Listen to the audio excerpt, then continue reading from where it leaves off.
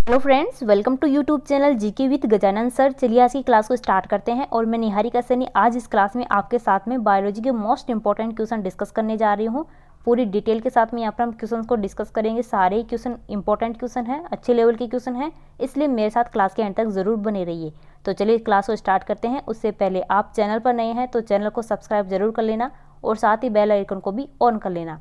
और आप साइंस के तीनों सब्जेक्ट बायो, केमिस्ट्री, फिजिक्स को अच्छे से बेहतरीन तरीके से थ्योरी, डायग्राम और क्वेश्चन के थ्रू कवर करना चाहते हैं, पढ़ना चाहते हैं, तो आप मेरे चैनल को सब्सक्राइब जरूर कर लेना।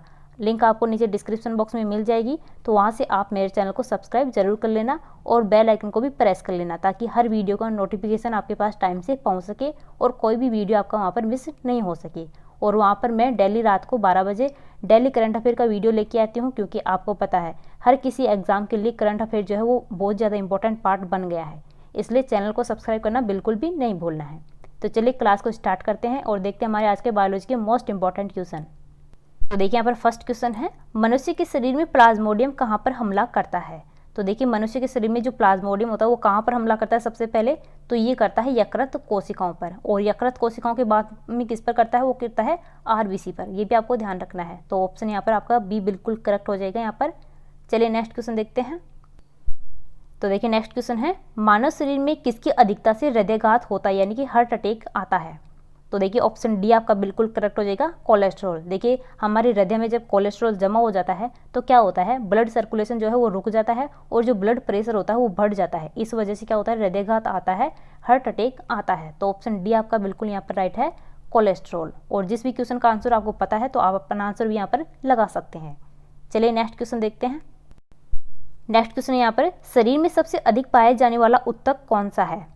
तो ऑप्शन बी बिल्कुल करेक्ट हो जाए यहाँ पर, संयोजी ऊतक। जो संयोजी ऊतक है वो हमारे शरीर में सबसे अधिक पाए जाने वाला ऊतक है, टिश्यू है। अब आपको पता होना चाहिए कि ऊतकों के अध्ययन को क्या बोला जाता है, तो ये बोला जाता है हिस्टोलॉजी। क्या बोला जाता है, हिस्टोलॉजी।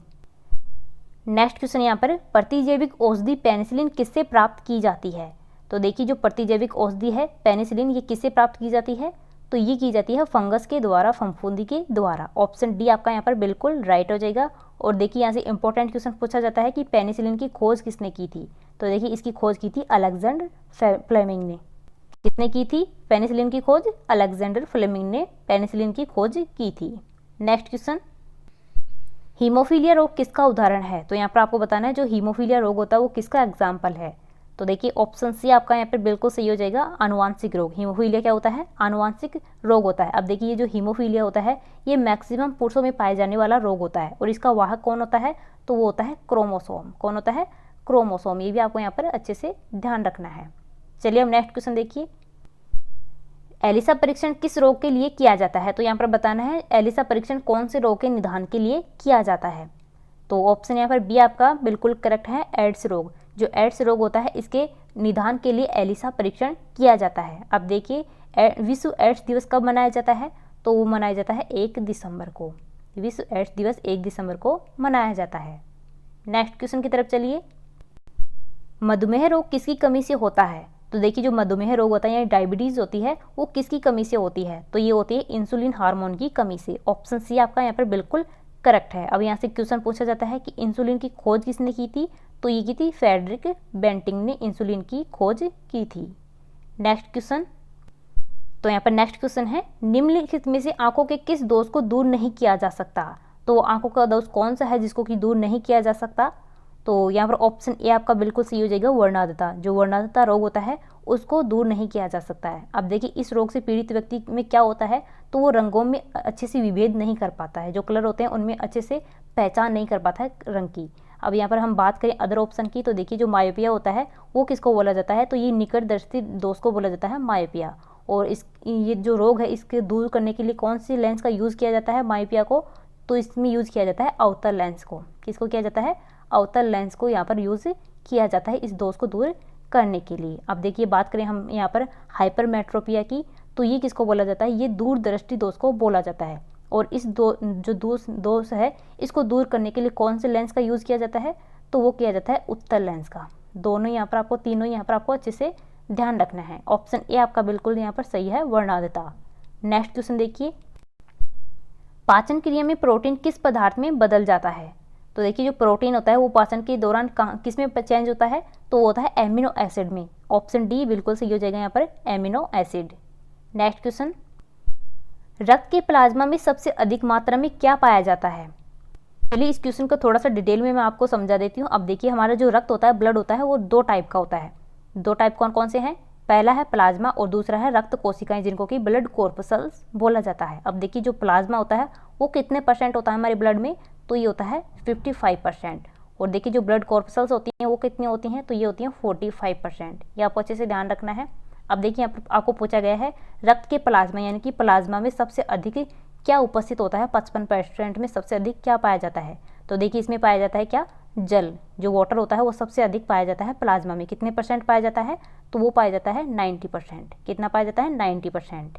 और बाकी 10% में अन्य पदार्थ पाए जाते हैं। तो यहाँ पर आपको पूछा गया है सबसे अधिक मात्रा में क्या पाया जाता है, तो ये पाया जाता है जल। ऑप्शन बी आपका यहाँ पर बिल्कुल करेक्ट है। चलिए नेक्स्ट क्वेश्चन देखिए, रक्त की प्रकृति कैसी होती है? तो देखिए हमारा जो रक्त होता है, ब्लड होता है, उसकी प्रकृति कैसी होती है, तो वो होती है क्षारीय। ऑप्शन ए आपका बिल्कुल करेक्ट हो जाएगा। अब देखिए आपको पता होना चाहिए जो रक्त होता है उसका पीएच मान कितना होता है, तो पीएच मान होता है 7.4 पीएच, इसका पीएच वैल्यू होती है। और कैसा होता है ये, हल्का क्षारीय होता है। तो ऑप्शन ए आपका यहाँ पर बिल्कुल करेक्ट है। नेक्स्ट क्वेश्चन, कालाजार रोग किसके काटने से होता है? तो देखिए कालाजार जो रोग होता है वो किसके काटने से होता है, तो ये होता है सैंड मक्खी के काटने से। ऑप्शन सी आपका बिल्कुल राइट हो जाएगा। कालाजार रोग लिस्मेनिया नामक प्रोटोजोआ से होता है, जिसका वाहक है सैंड मक्खी। और देखिए ये किसको प्रभावित करता है ये रोग, तो ये अस्थि जो मज्जा होता है हमारा, जिसको कि बोन मैरो बोला जाता है, उसको प्रभावित करता है कालाजार रोग। अब यहाँ पर हम अदर ऑप्शन की बात करें तो देखिए जो घरेलू मक्खी होती है उससे कौन सा रोग होता है, तो उससे होता है हैजा रोग। जानते हो आप, हैजा रोग होता है घरेलू मक्खी के काटने से। और यहाँ पर बात करें हम सीसी मक्खी से, तो इससे कौन सा रोग होता है, तो इससे नींद की बीमारी होती है। किसकी बीमारी होती है, नींद की बीमारी होती है। तो ये तीनों ही आपको अच्छे से यहाँ पर ध्यान रखना है। चलिए नेक्स्ट क्वेश्चन देखिए, मानव शरीर का सबसे बड़ा अंग कौन सा है? तो यहाँ पर आपको कंफ्यूज नहीं होना है। यहाँ पर अंग पूछा गया, आपको ऑर्गन पूछा गया कि मानव शरीर का सबसे बड़ा ऑर्गन कौन सा होता है, तो ये होता है त्वचा। जो स्किन होती है हमारी, वो मानव शरीर की सबसे बड़ी अंग होती है, ऑर्गन होती है। ऑप्शन बी आपका यहाँ पर बिल्कुल करेक्ट है। अब देखिए यहाँ पर हम बात करें थायराइड की, थायराइड ग्रंथि ये सबसे बड़ी, मानव शरीर की सबसे बड़ी अंतःस्रावी ग्रंथि होती है। कौन सी होती है, अंतःस्रावी ग्रंथि होती है सबसे बड़ी। और यहाँ पर बात करें यकृत की, तो यकृत जो है वो सबसे बड़ी ग्रंथि होती है। हमारे शरीर की सबसे बड़ी ग्रंथि कौन सी होती है, वो होती है यकृत, जिसको कि लीवर बोलते हैं। और सबसे बड़ी अंतःस्रावी ग्रंथि कौन सी होती है, ये होती है थायराइड। यहाँ पर आपको पूछा गया है सबसे बड़ा अंग, तो ये होता है त्वचा। ऑप्शन बी आपका बिल्कुल करेक्ट है। नेक्स्ट क्वेश्चन देखिए, पनीर बनाने में किस किण्वक का प्रयोग किया जाता है? तो देखिए पनीर को बनाने में रेनिन किण्वक का प्रयोग किया जाता है। तो ऑप्शन फर्स्ट आपका यहाँ पर बिल्कुल सही है। चलिए नेक्स्ट क्वेश्चन की तरफ चलते हैं, बाहरी कान का कठोर लचीला भाग किसका बना होता है? तो ये बना होता है उपास्थि का। ऑप्शन डी बिल्कुल करेक्ट हो जाएगा यहाँ पर, उपास्थि। अब देखिए एक कान में हमारी 3 हड्डियाँ पाई जाती हैं, तो दोनों में मिलाकर कितनी हड्डियाँ हो गई, टोटल 6 हड्डियाँ हो गई। अब देखिए यहाँ से क्वेश्चन पूछा जाता है कि मानव शरीर की सबसे छोटी हड्डी कौन सी है और कहाँ पर पाई जाती है? तो देखिए हमारे शरीर की सबसे छोटी जो हड्डी है वो स्टेपिज है, जो कि कहाँ पर पाई जाती है, कान में पाई जाती है। तो ये भी आपको ध्यान रखना है। चलिए नेक्स्ट क्वेश्चन देखिए, किस हार्मोन को लड़ो उडो हार्मोन कहा जाता है? तो ये कौन से हार्मोन को कहा जाता है, लड़ो उडो हार्मोन? तो ये कहा जाता है एड्रेनलिन हार्मोन को। ऑप्शन बी बिल्कुल यहाँ पर सही हो जाएगा। जो एड्रेनलिन हार्मोन है, जो कि एड्रिनल ग्रंथि के द्वारा स्रावित किया जाता है, इसको ही लड़ो उडो हार्मोन के नाम से, कभी कभी इसको इमरजेंसी हार्मोन के नाम से जाना जाता है, और इसको सेक्स हार्मोन भी बोला जाता है। तो ऑप्शन बी आपका यहाँ पर बिल्कुल सही है। नेक्स्ट क्वेश्चन देखिए, दूध में उपस्थित कौन सा प्रोटीन पाया जाता है? तो दूध में कौन सा प्रोटीन पाया जाता है? ये पाया जाता है कैसीन प्रोटीन। सी ऑप्शन बिल्कुल यहाँ पर सही है, कैसीन। नेक्स्ट क्वेश्चन, राइबोसोम किसके बने होते हैं? तो राइबोसोम बने होते हैं आरएनए और प्रोटीन, इन दोनों से ही बने होते हैं राइबोसोम। तो ऑप्शन बी आपका यहाँ पर बिल्कुल सही हो जाएगा। अब यहाँ से आपको पूछा जाए कि गुणसूत्र किससे बने होते हैं, तो हमारे जो गुणसूत्र होते हैं वो डीएनए, आरएनए और प्रोटीन किससे बने होते हैं? डीएनए, आरएनए और प्रोटीन, इन तीनों से ही मिलकर के बने होते हैं गुणसूत्र। और राइबोसोम जो होते हैं वो आरएनए और प्रोटीन से बने होते हैं। तो बी ऑप्शन यहाँ पर आपका बिल्कुल सही हो जाएगा। चलिए नेक्स्ट क्वेश्चन देखते हैं। उससे पहले अगर आपको क्लास अच्छी लग रही है तो उसको लाइक और शेयर जरूर करना। और पूरी साइंस को अच्छे तरीके से बेहतरीन तरीके से कवर करना चाहते हैं तो मेरे चैनल को सब्सक्राइब जरूर कर लेना। ओके, चलिए अब देखते हैं नेक्स्ट क्वेश्चन हमारा।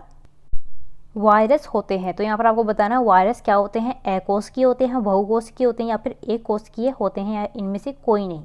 तो देखिए जो वायरस होते हैं वो अकोशिकीय होते हैं, इनमें कोई भी कोशिका नहीं पाई जाती है। तो ऑप्शन ए आपका यहाँ पर बिल्कुल राइट हो जाएगा। अब देखिए यहाँ पर बात करें हम बहुकोशिकीय, तो ये कौन होते हैं, तो ये मनुष्य होते हैं, जितने भी बिल्ली कुत्ता वगैरह होते हैं वो सभी क्या होते हैं, बहुकोशिकीय होते हैं। अब यहाँ पर बात करें हम एक कोशिकीय, तो जितने भी वो जीवाणु होते हैं वो क्या होते हैं, एक कोशिकीय होते हैं। और यहाँ से क्वेश्चन पूछा जाता है कि जीवाणु की खोज किसने की थी, तो वो की थी ल्यूवेन हॉक ने। और यहाँ पर हम वायरस की बात करें तो वायरस की खोज किसने की थी, तो वो की थी इवानोविच ने। कब की थी, 1892 में। ये भी आपको ध्यान रखना है, जो वायरस है उसकी खोज इवानोविच ने की थी 1892 में। चलिए नेक्स्ट क्वेश्चन देखिए। तो देखिए यहाँ पर नेक्स्ट क्वेश्चन है, निम्नलिखित में से बताइए कौन सा जंतु श्वसन करता है परंतु उसमें श्वसन अंग नहीं पाया जाता है। तो वो कौन सा जंतु है, यह है केंचुआ। डी ऑप्शन यहाँ पर बिल्कुल सही हो जाएगा। जो केंचुआ होता है वो श्वसन तो करता है लेकिन उसमें श्वसन अंग उपस्थित नहीं होते हैं। नेक्स्ट क्वेश्चन की तरफ चलिए। हरे पौधों को कुल कितने पोषक तत्वों की आवश्यकता होती है, तो ये होती है टोटल 16 पोषक तत्वों की। ऑप्शन ए आपका यहाँ पर बिल्कुल राइट हो जाएगा। नेक्स्ट क्वेश्चन देखिए, कोशिका सिद्धांत का प्रतिपादन किसने किया था। तो कोशिका सिद्धांत का जो प्रतिपादन किया था वो किया था स्लाइडेन और स्वान ने। सी ऑप्शन आपका यहाँ पर बिल्कुल सही हो जाएगा। स्लाइडेन और स्वान ने कोशिका सिद्धांत का प्रतिपादन किया था। अब यहाँ से एग्जाम में आपको क्वेश्चन पूछा जाए कि कोशिका की खोज किसने की थी, तो वो की थी रॉबर्ट हुक ने। किसने की थी, रॉबर्ट हुक ने यहाँ पर कोशिका की खोज की थी।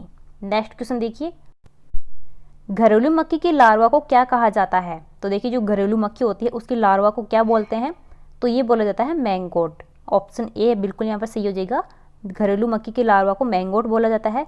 और यहाँ से इंपॉर्टेंट क्वेश्चन बार बार ये पूछा जाता है कि मेंढक के लार्वा को क्या बोलते हैं। तो मेंढक का जो लार्वा होता है उसको टेडपोल बोलते हैं। ये भी आपको ध्यान रखना है, जो मेंढक होता है उसके लार्वा क्या बोलते हैं, टेडपोल यहाँ पर बोला जाता है। तो ऑप्शन ए आपका यहाँ पर बिल्कुल सही हो जाएगा। जो घरेलू मक्खी होती है उसके लार्वा को मैंगोट बोला जाता है। चलिए नेक्स्ट क्वेश्चन की तरफ चलते हैं। हाइड्रोफोबिया बीमारी में किसका टीका लगाया जाता है। तो किसका टीका लगाया जाता है हाइड्रोफोबिया बीमारी में, क्षयरोग का, मलेरिया का, खसरा का या फिर रेबीज़ का। तो ऑप्शन डी आपका बिल्कुल यहाँ पर करेक्ट हो जाएगा, रेबीज़। जो हाइड्रोफोबिया बीमारी होती है उसमें रेबीज़ का टीका लगाया जाता है। तो डी ऑप्शन यहाँ पर राइट है। अब यहाँ से क्वेश्चन पूछा जाएगा कि आपको रेबीज़ की खोज, जो रेबीज़ का टीका है इसकी खोज किसने की थी। तो ये की थी लुईस पास्चर ने। किसने की थी, लुईस पास्चर ने रेबीज़ का जो टीका है इसकी खोज की थी। तो ऑप्शन डी आपका यहाँ पर बिल्कुल सही हो जाएगा। तो फ्रेंड्स आज की क्लास को यहीं पर कंप्लीट करते हैं। अगर आपको क्वेश्चन कुछ हेल्पफुल लगे हैं, इंपॉर्टेंट लगे हैं, तो प्लीज़ वीडियो को लाइक और शेयर ज़रूर करना। और आप चैनल पर नए हैं तो चैनल को सब्सक्राइब ज़रूर कर लेना और बेल आइकन को भी ऑन कर लेना। और आप साइंस को बेहतरीन तरीके से थ्योरी, डायग्राम और क्वेश्चन के थ्रू अच्छे से कवर करना चाहते हैं, पढ़ना चाहते हैं, तो आप मेरे चैनल को सब्सक्राइब करना बिल्कुल भी नहीं भूलना है। और साथ ही आपको बेल आइकन को ऑन करके रखना है ताकि हर वीडियो का नोटिफिकेशन आपके पास से टाइम से पहुँच सके और कोई भी क्लास आपकी छूट ना पाए। लिंक आपको नीचे डिस्क्रिप्शन बॉक्स में मिल जाएगी, तो वहाँ से आप मेरे चैनल पर जुड़ सकते हैं। और वहाँ पर डेली आपको डेली करंट अफेयर का वीडियो भी मिलता रहेगा रोज़ रात को 12 बजे। ओके, तो आपको क्लास अच्छी लगी तो उसको लाइक और शेयर ज़रूर करना। Okay guys, thank you.